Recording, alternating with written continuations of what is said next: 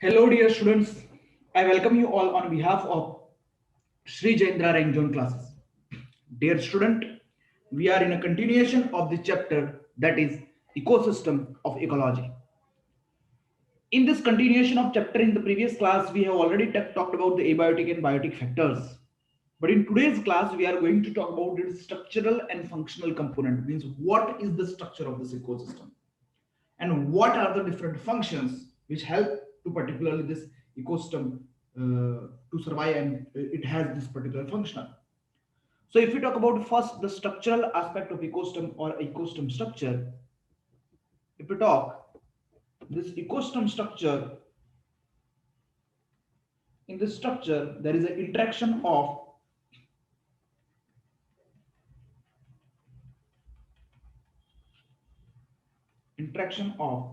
biotic and abiotic component, biotic and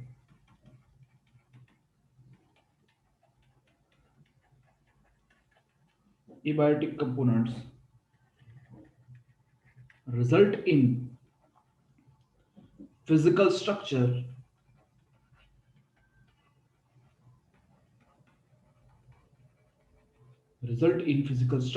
that is characteristic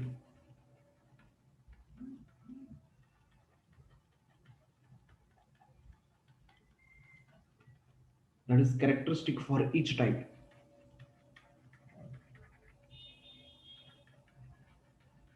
that is characteristic for each type of ecosystem. And this interaction of abiotic and component forming a physical structure which gives a characteristics to each ecosystem. And here if we talk about important structural features, then important structural feature include number one, that is species composition. Dear student, in species composition, we are going to talk about that what is the particular different type of biotic component found in ecosystem. Okay. And what type of plant and animal species are found in that particular ecosystem. That will talk about, or that will tell us about the what type of species composition is there. So species composition identification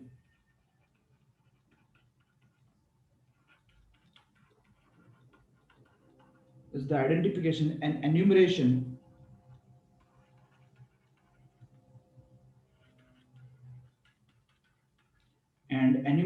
of plant and animal species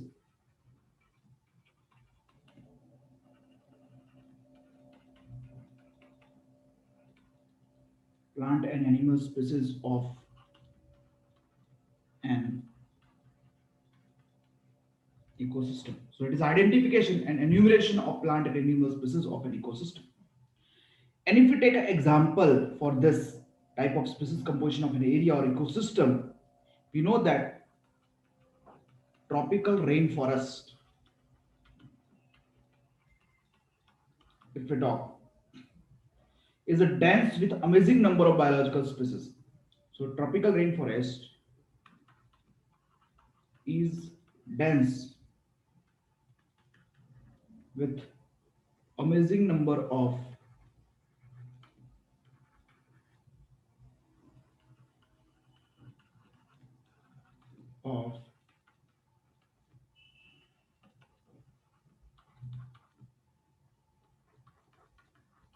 biological species. And comparatively, there is a less vegetation in desert ecosystem.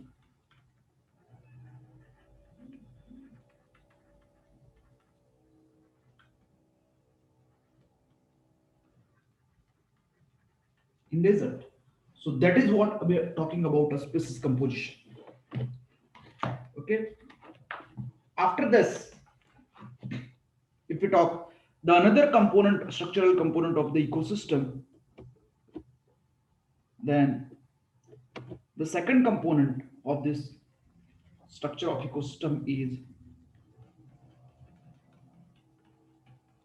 stratification. And if we talk about a stratification, it is a vertical distribution of different species. It is vertical distribution of different species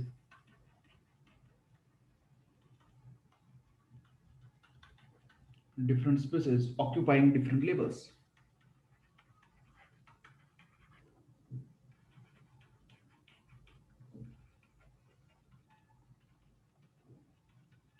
So it is a vertical distribution of different species occupying a different level. So in vertical distribution, we will find a different type of organism which are present at different levels. So it is the structure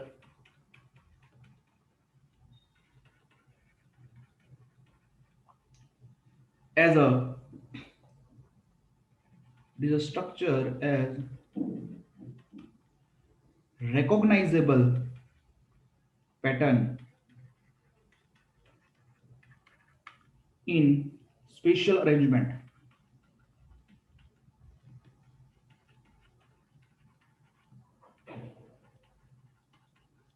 In spatial arrangements of the number of community.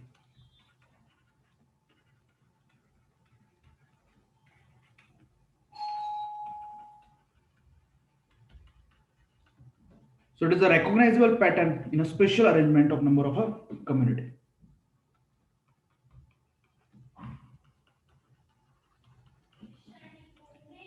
And if we take an example, for example, in a forest,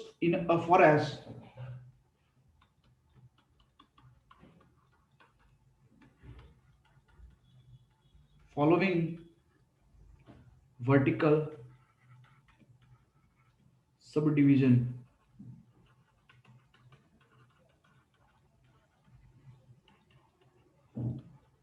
are present.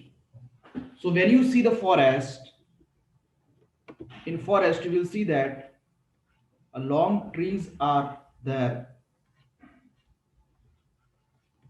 Then after this particular at the second layer, you will see the presence of some shrubs at the same soil level, and then you will see the some particular bottom plants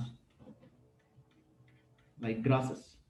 So these are occupying the top level. That is what trees. These are occupying the second layer. Trees occupy the top layer, whereas shrubs occupy the second layer, and the bottom layer is occupied by grasses and herbs. So that is bottom layer. That is bottom layer. Okay. So such a way the three layers. The top layer, shrubs is the middle layer, and grass and herbs, that is the bottom layer, are found. Okay.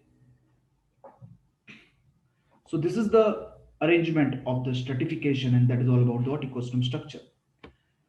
Now, after studying the structural part in which species composition and the stratification, how they are arranged and what type of organism are arranged, now we have to understand what are the functional aspects are there. What are the functional aspects are there? So if we talk about the functional aspect or functional function of ecosystem, dear students, one thing we have to remember that ecosystem possesses a natural tendency to persist. And this is made possible by a variety of functions or activities undertaken to ensure their persistence or existence. Okay, so this variety of functions are performed by the structural component to undertake their ensure persistence. And this component of the ecosystem are seen to function as a unit to ensure its persistence. Okay, So if you talk about the functional aspect, then these functions performed by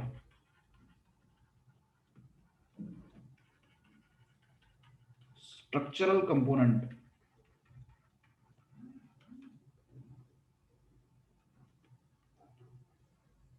ensure the persistence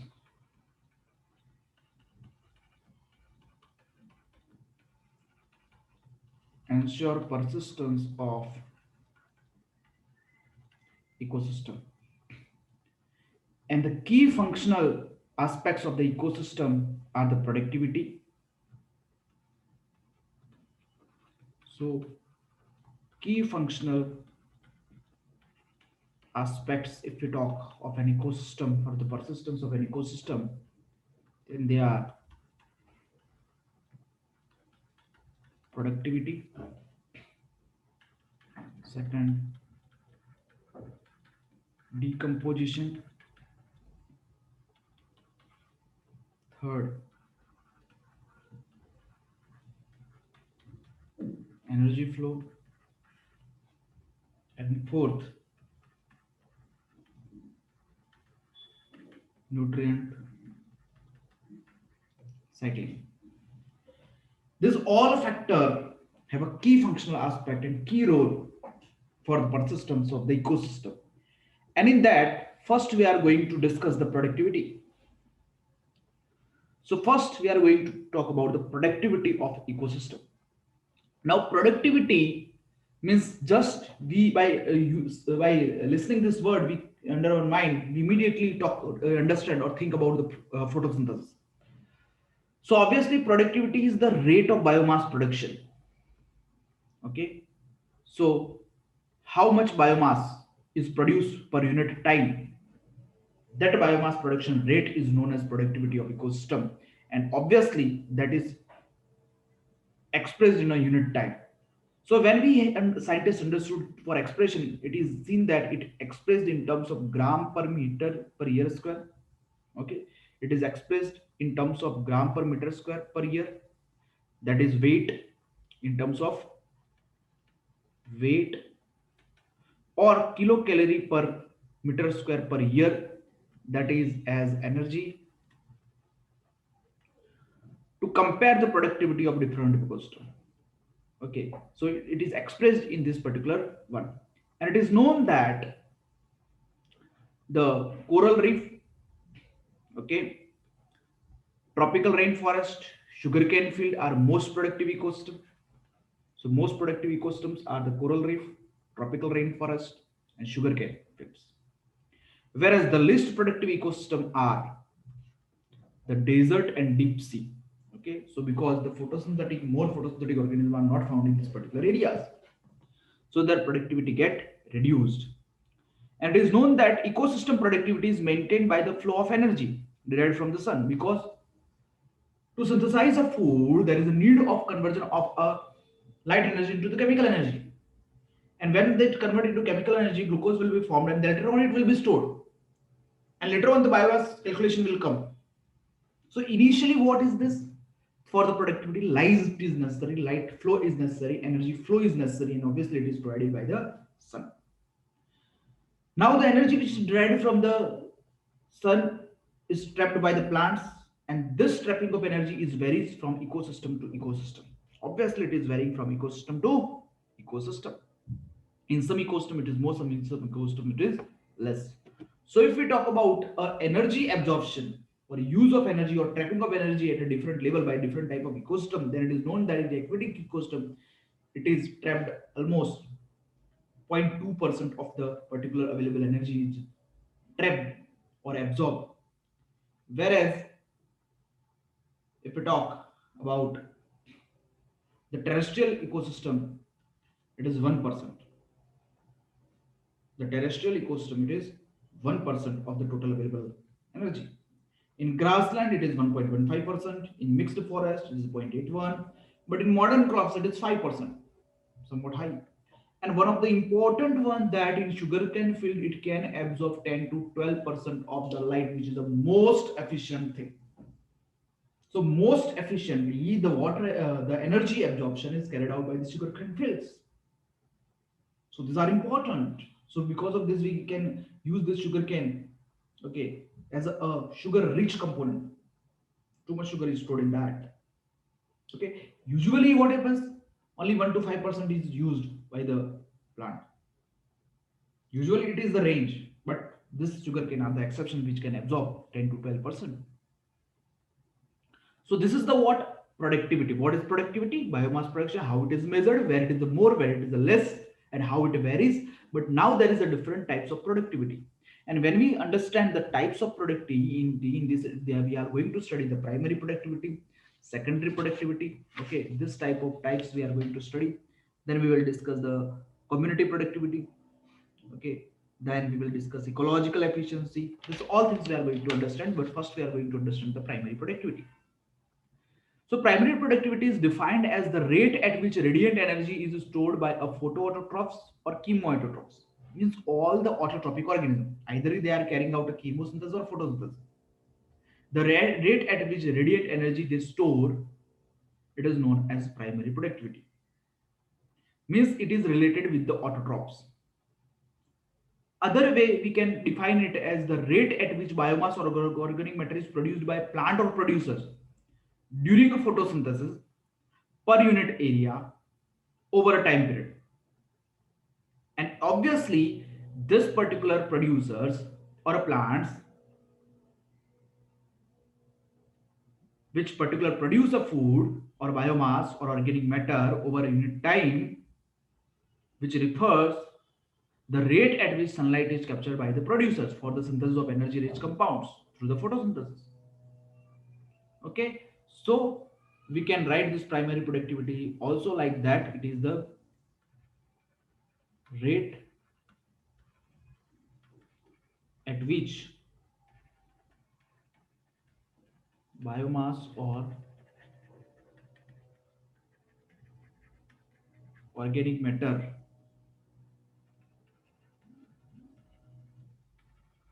produced by plants or producers during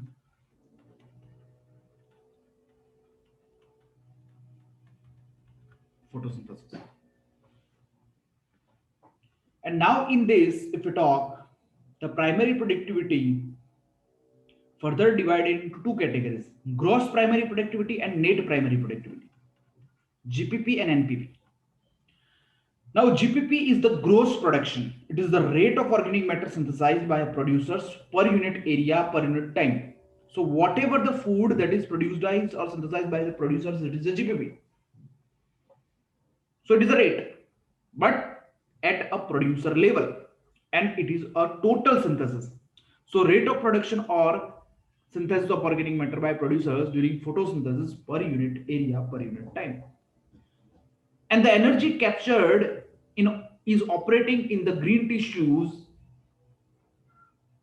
as well as other tissues are consuming photosynthesis and respiration. So whatever the food synthesis that is used in the respiration. So considerable amount of GPP is utilized by a plant in respiration. So whatever the total food synthesized, GPP simply explains what? Total food synthesis rate, and that is GPP without utilization in the respiration. But when we talk about some utilization in a respiration by a plants, then we come talk about a net primary productivity. So it is simply GPP minus respiratory loss.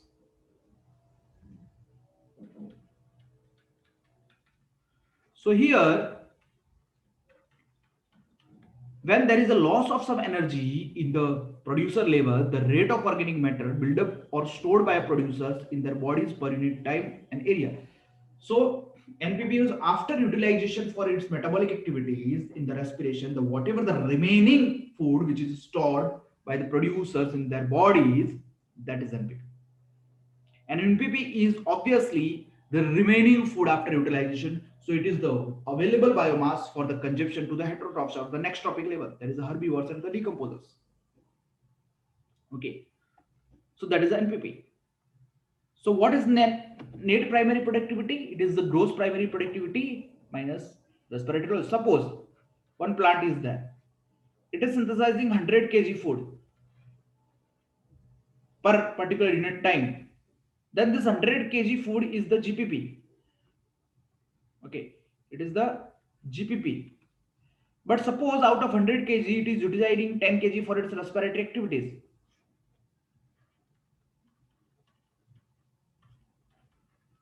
Then the remaining is the 90 kg in the plant, and that is NPP. So obviously this thing will be available to the next topic level. So the primary productivity at a producer level depends on the plant species inhibiting a particular, what type of plant species is that, then what type of nutrients are available, what is the photosynthetic capacity of plant, that all are going to determine the primary productivity. And this available to the herbivore level as well. This is going to be available to the herbivore level as well. So the annual NPP, if we talk of the whole biosphere, is approximately 170 billion ton. That is the dry weight without water of organic matter. So that is the total NPP, total biomass that is stored in the plants or producers, despite occupying the 70% of surface. The productivity of ocean is 55 billion tons, means productivity of ocean is less compared to the terrestrial habitat. So whole biosphere is 170 billion ton. Out of this, 55 billion ton only by the surface. In the deep marine habitat, both light availability is less and nutrient are become less. So both are limiting in the, we can say, the deep marine habitat.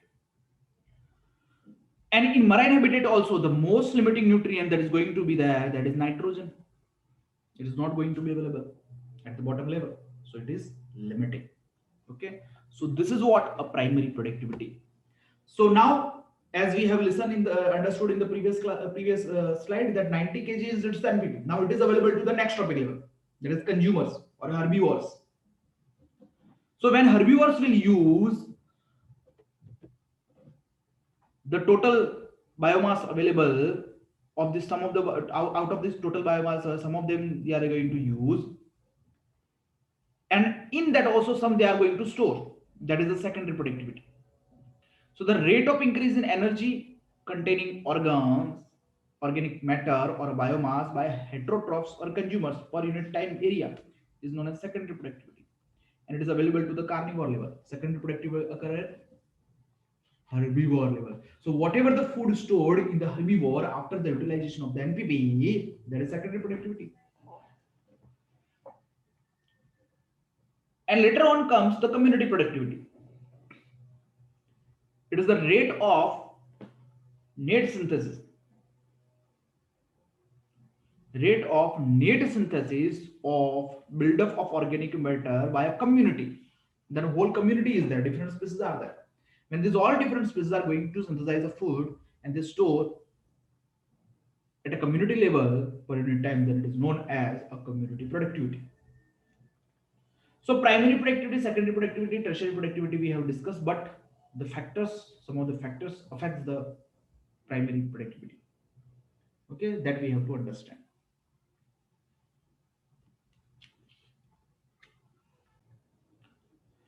So now, if we talk about the factors affecting primary productivity,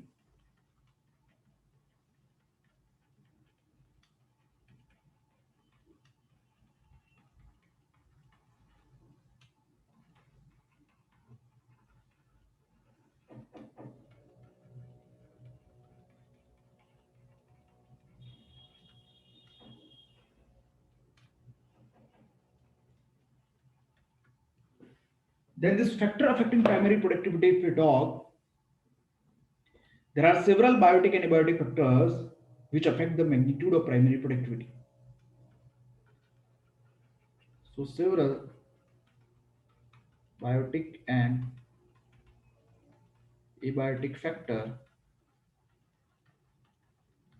affect productivity of or we can say primary productivity magnitude, or we can say magnitude of primary productivity. And in that, the first one is photosynthetic capacity of producer.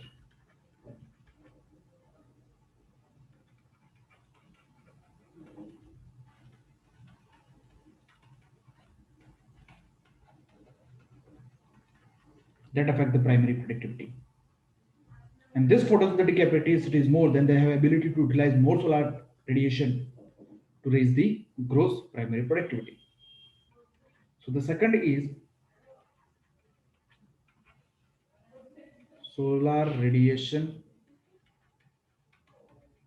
available. Third is temperature. Fourth is soil moisture. And fifth is availability of nutrients. Okay, this all are going to affect the particularly what we can say the primary productivity. So after primary productivity at a producer level, secondary productivity at consumer level, and the community productivity, next we are going to talk about the ecological efficiency or a tropic level efficiency. So we will discuss the tropic levels are the food levels. Producer is at the bottom or first tropic level. Then the upper tropic level there will be a present of herbivore, and above to herbivore there is another tropic level where the consumers or carnivores will be present. So the percentage of energy converted into biomass by a higher tropic level over the energy of food resources available at the lower tropic level. So whatever the energy or food available at the lower tropic level and the amount that is converted into the biomass at a higher tropic level is considered as ecological efficiency. So out of total available, what is converted? That is ecological efficiency or tropic level efficiency. So energy converted into biomass at a tropic level upon energy present in biomass at a lower tropic level into 100. Suppose at the lower bottom level, the 80 kg is available.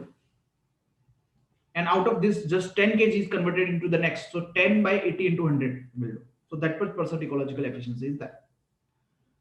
After this, the next is photosynthetic efficiency, and photosynthetic efficiency is calculated based on the GPP out of total incident solar radiation into 100. So whatever the GPP is that is for photosynthetic efficiency out of total incident solar radiation. Because of this, photosynthetic efficiency equal to GPP upon incident solar radiation into 100. And last is the net production efficiency. Net production efficiency will be determined by the respiratory loss. So it is NPP upon GPP into 100. Okay, so that is what net production efficiency. After this, all this productivity part, which is one of the important function element which help in the persistence of the ecosystem, the second thing which we are going to discuss as the functional aspect, that is decomposition. And if we talk about the decomposition, we know that while productivity involves a synthesis of building processes, decomposition is equally important, and it concerns with the breakdown of complex organic matter into the inorganic raw material. So it is the process of physical and chemical breakdown of a complex organic remains by an organism called a decomposer. So these decomposers are going to physically and chemically going to break the organic matter.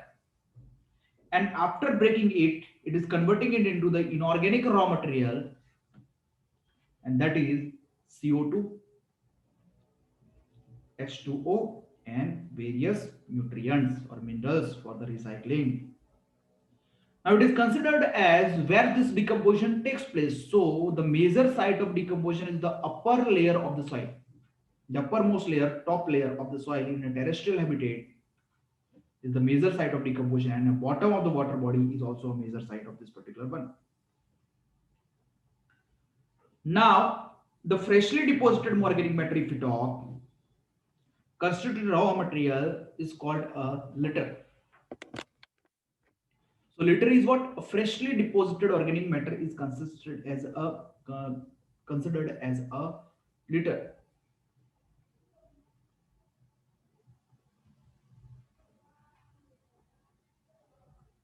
And detritus is a degrading dead organic matter and is differentiated into above ground and below ground detritus. So detritus is what? Dead remains such as leaves, bark, flower, and dead remains of animals, including the fecal matter, constitute detritus. So degrading or partially decomposed dead organic matter, then it is known as detritus. If you want to understand detritus, then we can say it consists dead remains like leaves, bark, flowers, and dead remains of animal,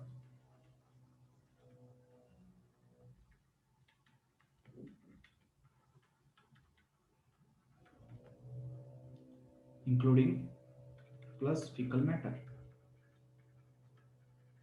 Then it all going to form a detritus, which is partially decomposed or decomposing organic matter. Now in this, it is also divided into above ground detritus and below ground detritus. In the above ground detritus, it consists of dried plants, that is the leaves, twigs, bark, flowers, excreta, and dead remains of animals. Whereas the below ground detritus is also called root detritus because it is mainly composed of dead roots. And here, the underground organism and their excreta also form a part of below ground detritus. So above ground consists of all this, below ground root detritus, dead roots, and the we can say excreta and underground organism of them that are going to form a below ground detritus. So all these decomposers going to break down this detritus, which is a raw material for the decomposition, and they carry out this decomposition process in the 3 steps. And these 3 steps include the first one, that is fragmentation of the detritus. You can write here what? Fragmentation of what? That is fragmentation of detritus. Then leaching, and then catabolism. These all things are carried out by decomposition process. So our target is now to understand how this decomposition occurs. And it is shown in the one of the NCRT diagram. As you can see, this is a tree. A beautiful tree is there, which is growing on a soil. On some day, the green leaf falls to the ground. And when we talk about this green leaf, which is fall off from the particular ground, some of this leaf are eaten by the insects and other animals, and nutrients and energy enter into the food web, or the parts of this food getting used by the another organisms. So the insects like this particular earthworms and termites will use this detritus because it is going to food or partially decomposed organic matter, so it is going to be detritus. And when they are going to feed this detritus, they are carrying out what? A first fragmentation. After fragmentation, the sum of the nutrients which are released along with the organic matter into soil by the chemical action, they are released down and they reach to the lower level. But the leaves partially consumed by the decomposers such as fungi and bacteria, and they carry out a catabolism, they begin to lose form and become a litter. Further decomposition by the earthworm, bacteria, soil, mites, fungi, and ultimately it add into the soil, and soil will be organic rich. This organic rich soil nutrients will be again used by the plants, and the plants will grow. Again, this process will keep on continuing. So this is a decomposition cycle. So here, earthworm or termites are getting used, and some decomposers are getting used. Now, how they will carry out this process in 3 steps that we will understand here.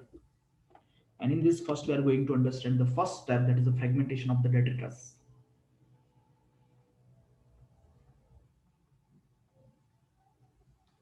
In the fragmentation of detritus, if we talk, the small invertebrate animal called a detrivores feed on detritus. Small invertebrate animals that called a detrivores feed on detritus. And this detrivores are earthworms, termites, and they bring about its fragmentation. Means what? They will eat a piece of this leaf, and within the digestive tract, it is going to be broken up, get fragmented, and released in their fecal matter as a in a small fragments or in a pulverized form. So part of detritus eaten by a detrivores, that is earthworm and termite, will be digested in their body and comes out in a highly pulverized or soft form in their feces. And due to the fragmentation during a eating and pulverization in digestive tract, detritus is changed into fine particles which have a large surface area. Because initially it was just one single part was there. Now it is small, so many fragments are there.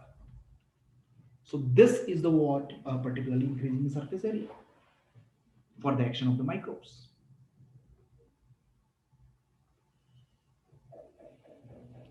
Now, due to presence of high surface area, large surface area, they can be easily acted upon by the enzymes. Now, along with this, the second process happens that when the fragmentation is occurring, suppose this is the leaf. When this leaf get broken up, it forms small fragments of the organic matter. Along with it, will going to form a small inorganic matter. So part of soluble substances which are soluble in water present in the fragmented and decomposing detritus like inorganic nutrients that get released to upper layers of soil by percolating water, means they are going to wash down along with the percolating water to the upper layer of the soil, and they get distributed. That is what we have studied in the soil, that is elevation.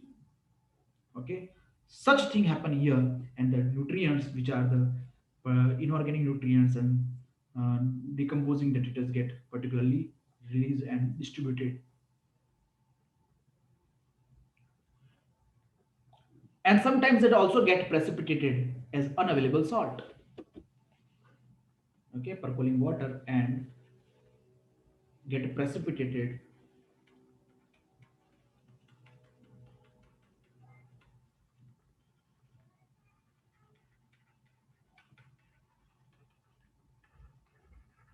as unavailable salts. And after leaching, the third one is there, that is the catabolism. And catabolism is carried out by a saprotrophic bacteria and fungi. If we talk about saprotrophic bacteria and fungi, they are going to catabolize, and for to carry out a catabolism of the fragmented component, they secrete a digestive enzymes over the fragmented detritus. So suppose this is the bacteria or fungi and this is the detritus, fragmented detritus, then they will release the enzymes over this, and these enzymes will carry out its breakdown.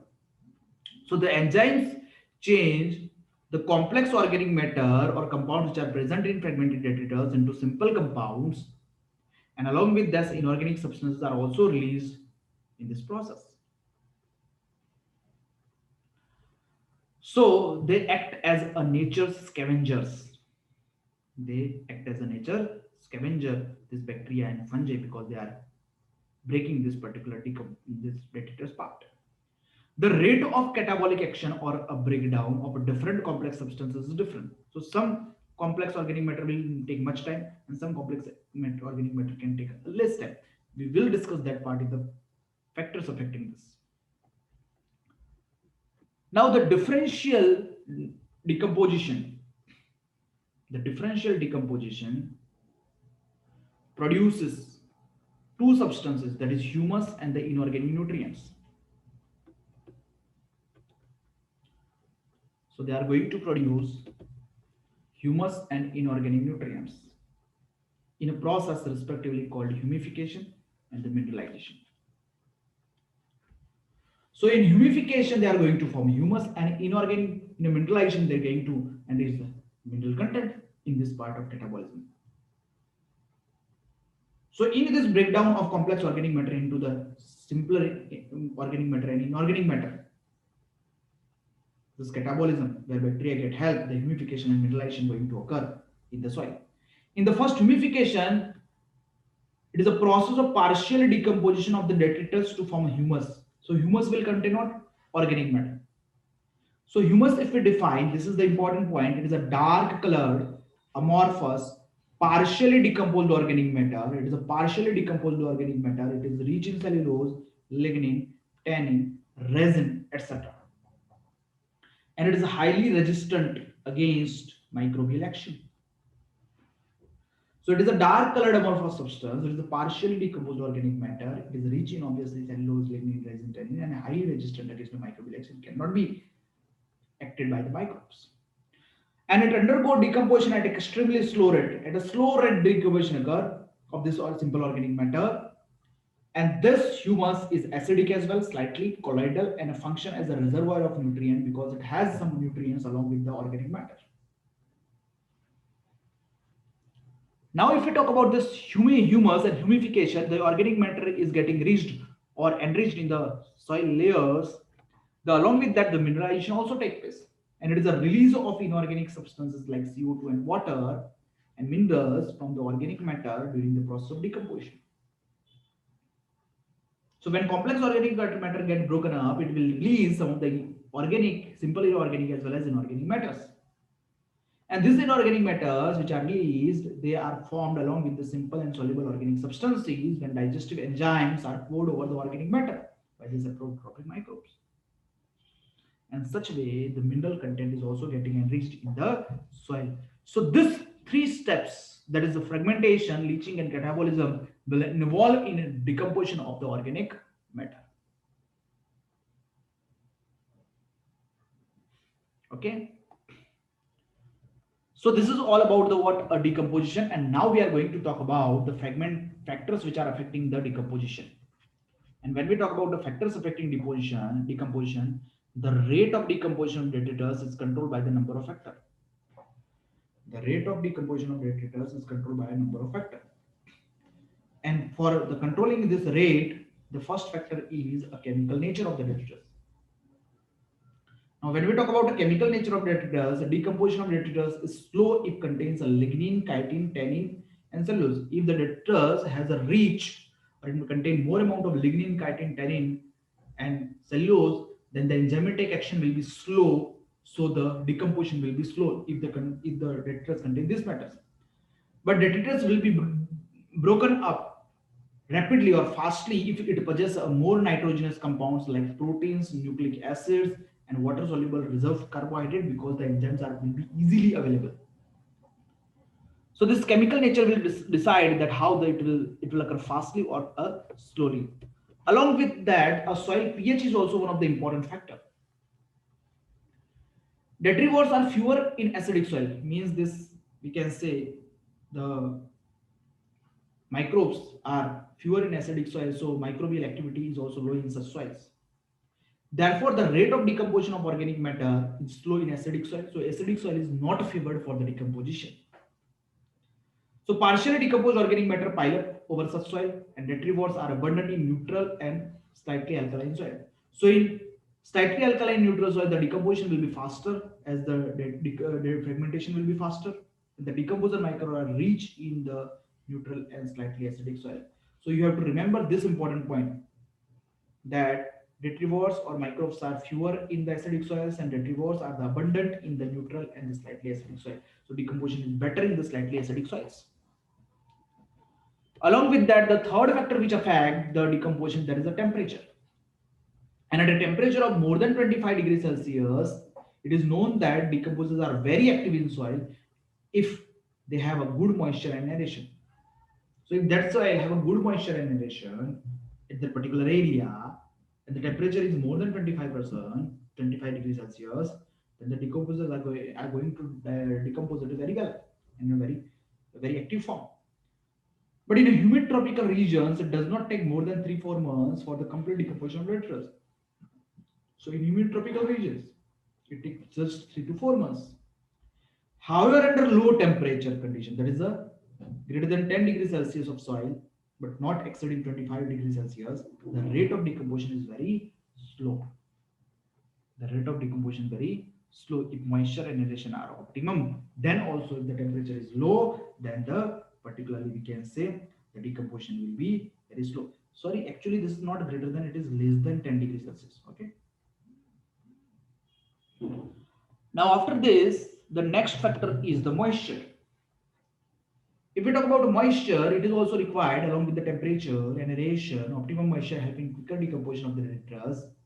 Reduction in moisture reduces the rate of decomposition.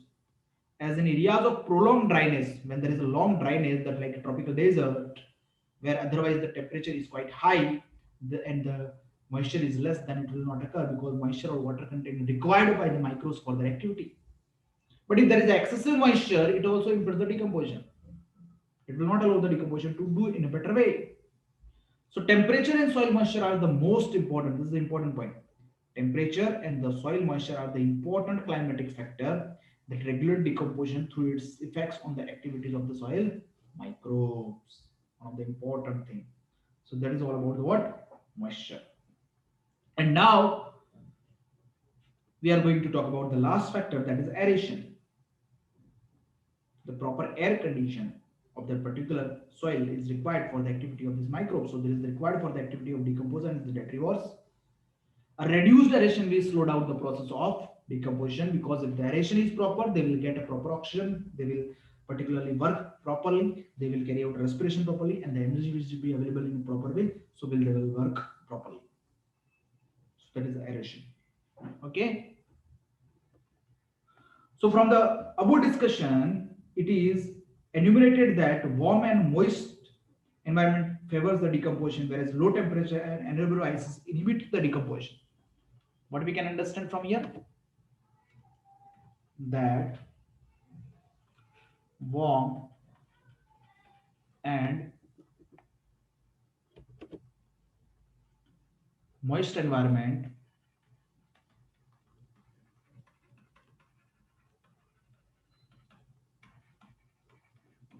favor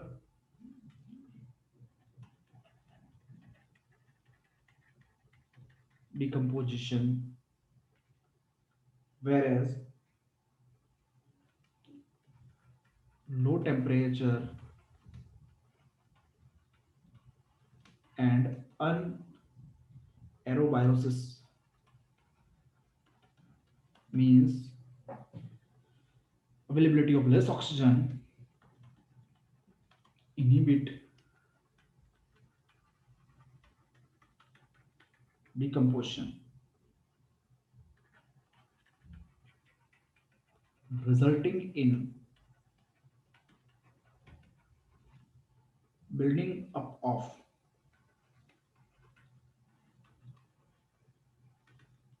organic material. Okay, so that is what about the decomposition. Now last we are going to talk about decomposition, and after decomposition, a factor affecting decomposition, there is one of the important event, that is nutrient immobilization. And if we talk about nutrient immobilization, it is simply defined as a phenomena of incorporation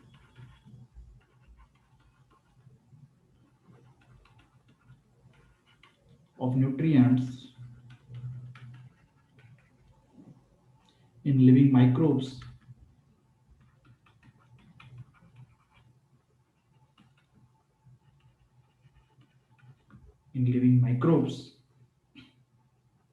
is called nutrient immobilization.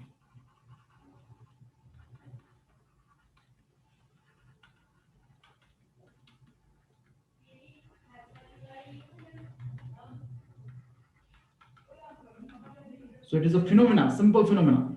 If the inorganic component are available, nutrients are available that get absorbed by the living microbe and they become a part of their body, then they are not going to lost from this particular cycling. and that means the nutrient immobilization. So after death of microbe,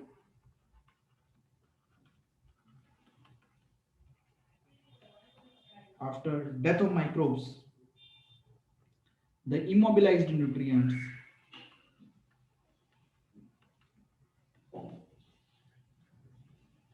the immobilized nutrients become available again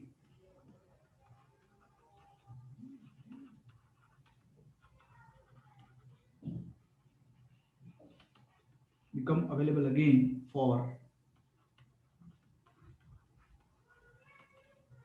solubilization.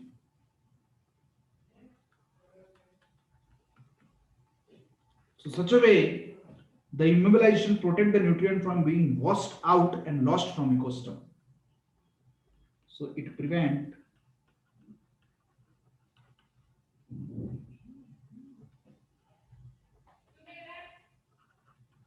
washing out and loss of nutrients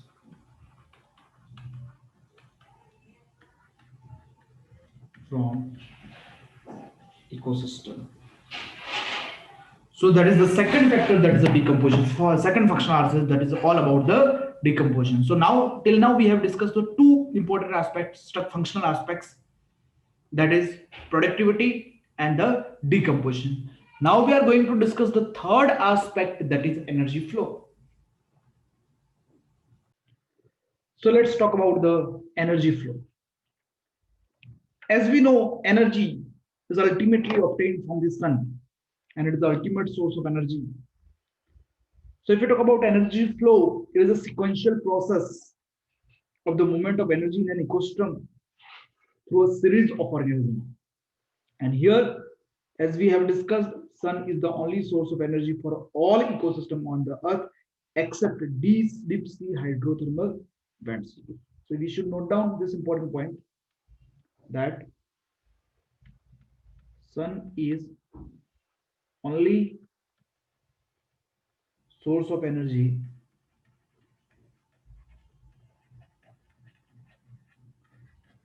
for all ecosystem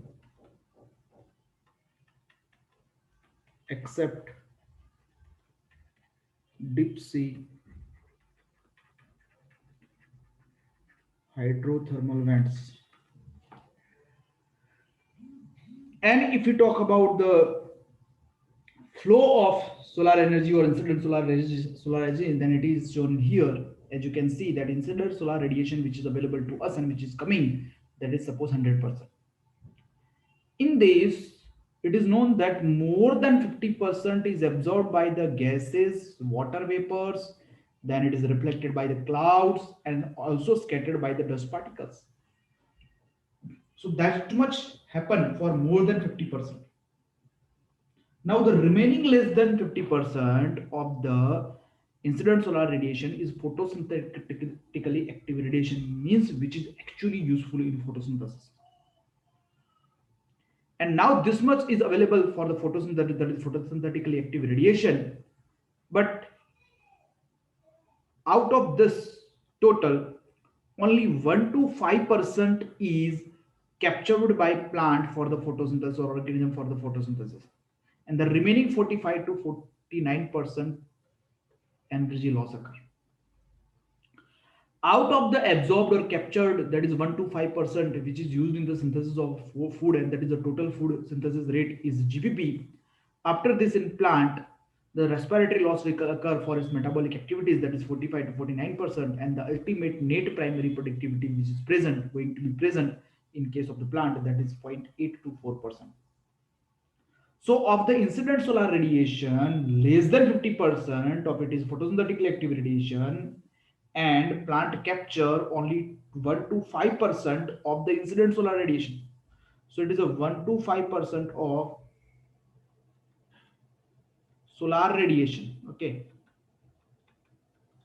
in synthesis of organic matter. So it is 2 to 10% of PR. So PR is less than 50%. Now if we consider this as 100%, then it becomes 2 to 10%. of PAR. So 1 to 5% of the solar radiation, or we can say 2 to 10% of PAR, and roughly 20% of it is consumed in respiration. So that is the primary productivity, or NPP, is 0.8 to 0.8 to 4% of incident solar radiation, or 1.6 to 8% of PAR, that is photosynthetically active radiation. So here it means 2 to 10% of PAR, and this small amount of energy sustains the entire living world. And all organism depends upon plants directly or indirectly for the energy purposes that we know. So how this way the energy flow occur from incident solar radiation to the plant, and to plant to the different animals. And as we know that energy does not remain trapped permanent in any organism, it is passed on to the higher trophic levels, or become available to detrivores or decomposers after the organism die. And we know that herbivores feed upon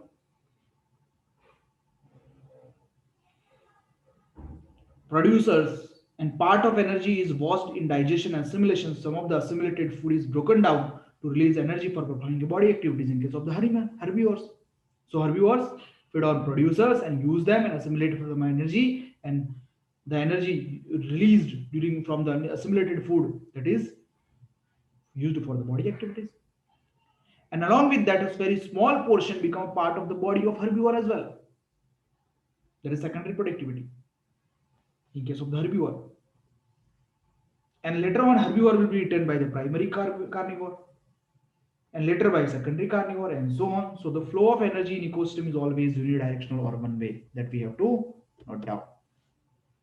So what we understood, energy flow in an ecosystem, energy flow in an ecosystem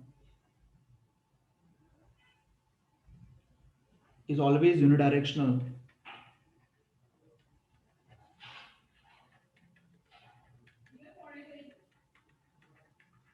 That is one way.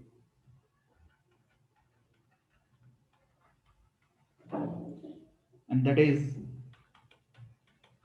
from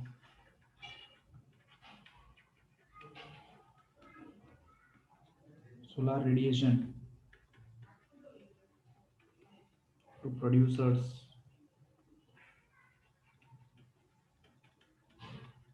to herbivores to carnivores.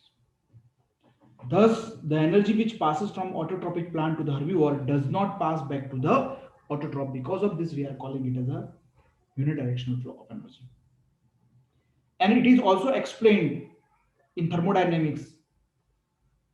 And we know that this large expenditure of energy in ecosystem is based on the two basic laws of thermodynamics. In thermodynamics also it is explained that in the first law, we know that which states that energy is neither created nor destroyed, but it is transferred from one state to the another state. And obviously it is showing, it is occurring here also, that no transfer of energy, or we can say energy is of sunlight can be transformed into energy of food and heat, but it is not lost. And second law of thermodynamics states that no energy transfer of energy occurs unless and until it is accompanied by the degradation or dissipation of energy, up to which the energy is not released. Up to that the transfer will not occur. Okay, that is the second law. So the transfer of energy from one organism to another is accompanied by the degradation and loss of major part of food energy as a heat. Energy of food is concentrated form, while in highly dispersed form is the heat.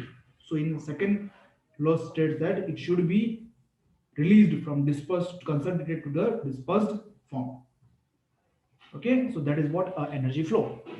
Now in energy flow, if we discuss further, we know that energy is transformed from solar energy to the producer, then to the consumer. Okay, then to the carnivore, herbivore to the carnivore, then they have a different trophic levels. So first we have to understand trophic level, then we can understand easily the food chain and food web. So if we talk about trophic levels, organism occupy a place in the natural surrounding. In the natural surrounding or in the community, each organism have a specific place according to their feeding relationship with other organism. And this place, this position, according to that feeding relationship which is given, that is known as trophic levels, or we can say food levels. And it is obviously based on the source of their nutrition. And we know that also that sun is the ultimate source of energy. And ultimate source used by all living organisms is sunlight, which is trapped by the green plant. So this green plant first fix the food, so they are at the first level. Then to the about them, this is utilized for the synthesis of organic substance during photosynthesis. About to the green plant, there is a presence of particularly we can say the consumers. So energy trapped in organic substances by autotrophs is passed on to the different living organisms through the food, and which the organisms which are dependent on these autotrophs will be present at the second trophic level. So the exchange of both energy and material thus occurs through the food. Now, the sequence of populations or organisms or trophic levels in an ecosystem through which food and its contained energy flow constitute a food chain. Okay, so here comes the food chain. If say these trophic levels are there, and in this the energy is transferring. So this sequence of population or organism or trophic levels in an ecosystem through which food and its contained energy flows or passes, that is known as food chain. So number of trophic level in food chain is equal to the number of steps involved in transfer of food from one organism to the other. Simply. And decomposers, one of the important but decomposers are not included in the food chain as they operate at all trophic levels. They are not a part of any trophic level because they are not included in food chain. Okay, they are not given a specific trophic level because they are operated to the all trophic level on organism. So if we understand the food chain, then it is a sequence of living organism which involve the transfer of food energy from producer through a series of organisms with repeated eating and being eaten, and that leads to the interdependence in which one organism consumes the another. So if you want to write more, we can write it is a sequence of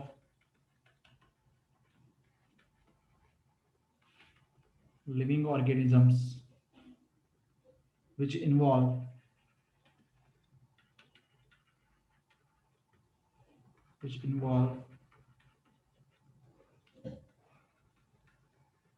transfer of energy, or we can say transfer of food energy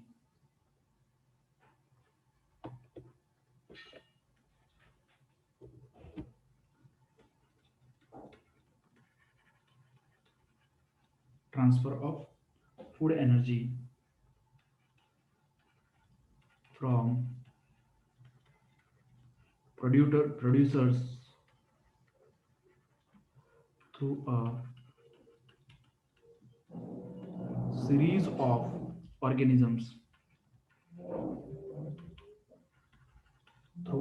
organisms with repeated eating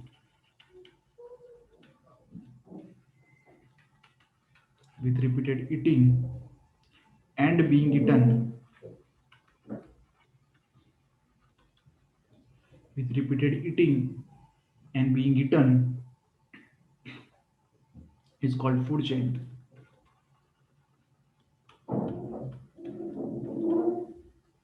Is called food chain. And each level or a step in a food chain with that transfer of energy take place, it is known as trophic level, as we have discussed. Now in this food chain are of different type. And when we talk about types of food chain, the first food chain which we discussed, that is a grazing food chain or a predatory food chain.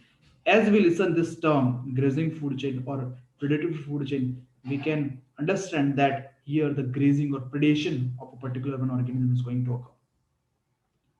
So this grazing food chain obviously consists of producer, consumer, decomposer, and the source of energy is sun, obviously. So major conduit of energy flow in aquatic ecosystem takes place by this grazing food chain. Obviously, it always begins with the producer. Sun is the only source of energy, and the size of organism commonly increases at a higher trophic level. You will see these things in grazing food chain. Okay, aquatic ecosystem mainly grazing food chain will work. Then the producer will be the first organism, okay, which are grazed by the other organism herbivores. Sun is the ultimate source, and size increases at higher trophic level. So if we talk about this grazing food chain, and if we take examples of it, and if we take an example of this food chain, then it is known that in terrestrial food chain, if we take an example, then in terrestrial food chain, so in terrestrial food chain, if we take example, then grass is there at the first trophic level. They are the primary producer. They are present at the first trophic level. Then over grass, we know that grasshopper is dependent. Then it is the second trophic level. And above grasshopper, the frog will be dependent. So that is third trophic level. Then over frog, snake will be dependent. And over snake, you will see that eagle is dependent. That is trophic level 5. So here you can understand that grass are the primary producer. Grasshopper are the primary consumer. These are secondary consumer. These are tertiary consumer. And these are top consumer. Or we can call this is a primary producer. These are the primary consumer. They are herbivores. These are primary carnivore. These are secondary carnivore. And these are top carnivore. Okay, such a way we can write. Same way for the aquatic food chain, if we talk. Then aquatic food chain. The food chain is phytoplankton.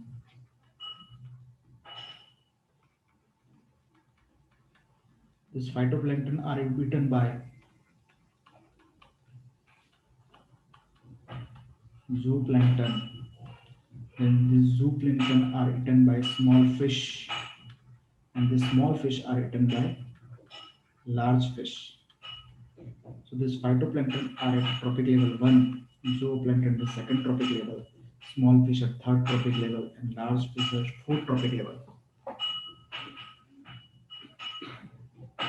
Okay, so such trophic levels are there where this particular aquatic food chain work, and this is also a grazing food chain or predator food chain. Okay, so it is starting with the producers and then it is going to the one. As we know that grasshopper have larger size in the grasses than frog, then snake and eagle. Same with the size is also increasing. Okay. Now after this, the second type of food chain are the detritus food chain. Now detritus food chain starts with the detritus, and for to gain a detritus, there should be a death of organism. So death of organism is the beginning of detritus food chain. In terrestrial ecosystem, a much larger fraction of energy flow through the detritus food chain than the grazing food chain. So grazing food chain is more functional in the aquatic ecosystem, and the detritus food chain is more functional in the, we can say, the terrestrial ecosystem. And here, source of energy is detritus, that is not a sun. And it is obviously composed of long chain of detritus eating the organism that it is detritivores. Okay, here detritivores will be there to eat this detritus. In some ecosystem, tropical rainforest, more energy flow in this chain than the grazing food chain. So in tropical region also, the energy flows mainly occur through this detritus food chain than the grazing food chain. Detritus food chain, if we talk, it may be connected with the grazing food chain at some level, as some of the organism of detritus food chain can be act as a prey to the certain animals of the grazing food chain. And in natural ecosystem, some organisms like cockroaches, crow are omnivores. Okay, they are considered as a omnivores. They can act as herbivore as well as carnivore. So such a way this can be connected as well. So if we talk about detritus food chain and if we take its example, then we can see that the first detritus is written by earthworm. then earthworm will be eaten by sparrow, and sparrow will be eaten by falcon. So this is the tropic level 1, this is the tropic level 2, this is the tropic level 3, this is the tropic level 4. Okay, so the common deciduous food chain start with the earthworm, and they are acting as what detritus. So here also, if you can see, in terrestrial ecosystem, much larger fraction of the energy flow through the detritus food chain. Now, after this, the third type of food chain is the parasitic food chain or auxiliary food chain.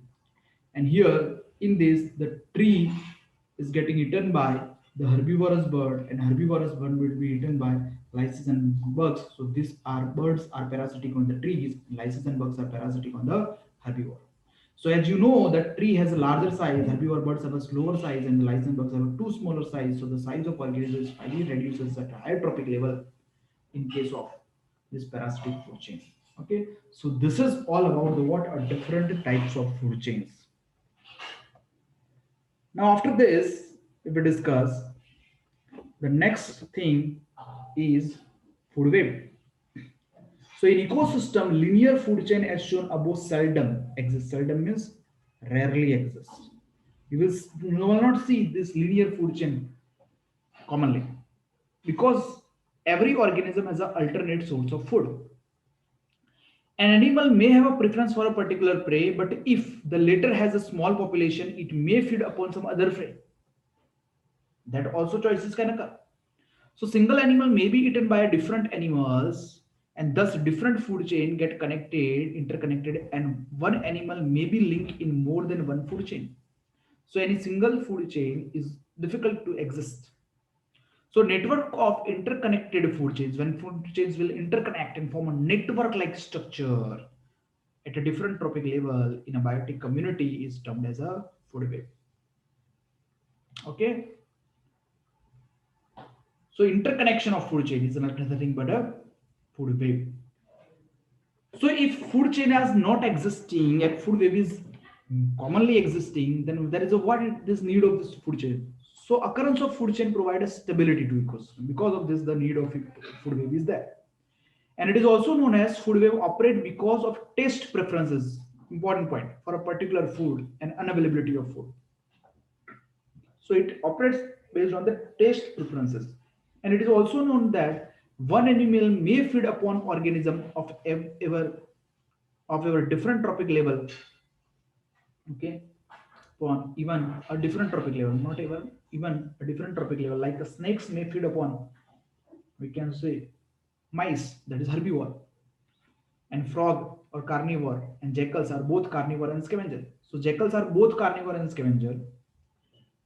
Okay, because sparrow is a primary consumer when it eats food and with seed.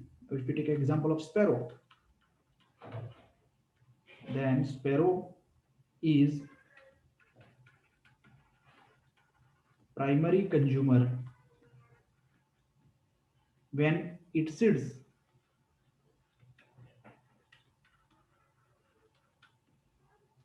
and fruits, etc. And secondary consumer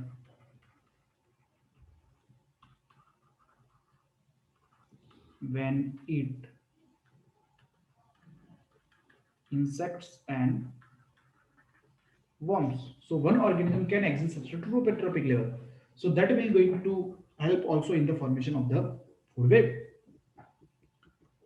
Now, after this food web, now last we are going to discuss in this thing that is a 10% law of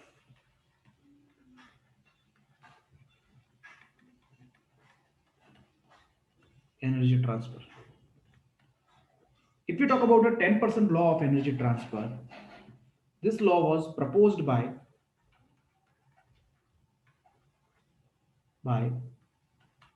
Lindman in 1942. And here Lindman said that the transfer of energy from one tropic level to the another tropic level is accompanied by a loss of energy at each level or each step. Now, and this they shown that when plants are eaten by herbivore, about 10% of when plant are eaten by herbivore, 10% of energy, 10% of energy in the food is fixed into animal flesh, while 90% while 90% is consumed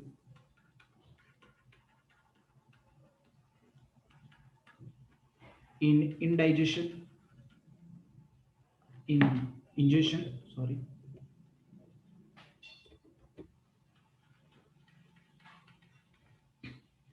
in ingestion, respiration,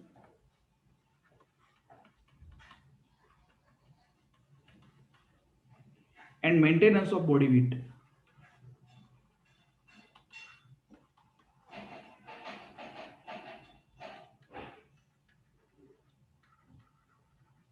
And maintenance of body heat and other activities. So similarly, when a carnivore consumes that herbivore, again about 10% energy is lost. Therefore, at each transfer,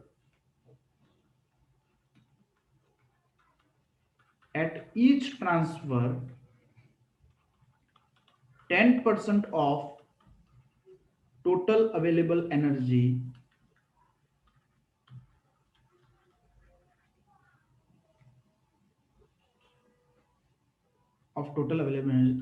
is available to next tropic level.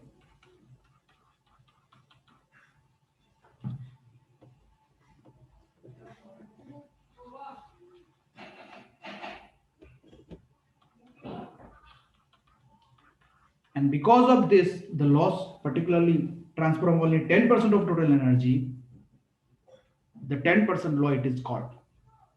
So if we take example, suppose a producer is there, like plant are synthesizing food and they are capturing a light energy and they have 1,000 kilocalorie energy. So from sun, only 1% will be available. But from producer, when it is passes to the herbivore, herbivore will have a 10% of the available energy, and that is of 1,000 kilocalorie, 100 kilocalorie will be there in the herbivore. Then to herbivore to the next tropic level, at primary carnivore, it will be 10% of the 100 kilocalorie, so it is going to be 10 kilocalorie. And at secondary carnivore, it is going to be 1 kilocalorie of the available total food. So such a way, the producer to the herbivore, to the primary carnivore, and to the secondary carnivore, 10% energy flow will occur. Because of this, it is known as 10% low energy. And you can see that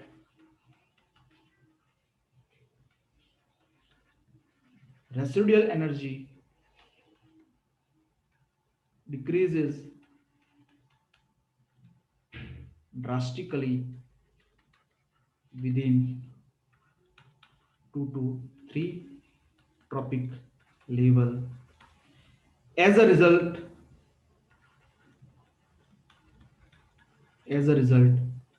limited number of tropic level are supported in ecosystem. So only two limited tropic levels are there because the energy is getting reduced. Now during this transfer, the respiratory loss also occur. So this respiratory loss gradually increases as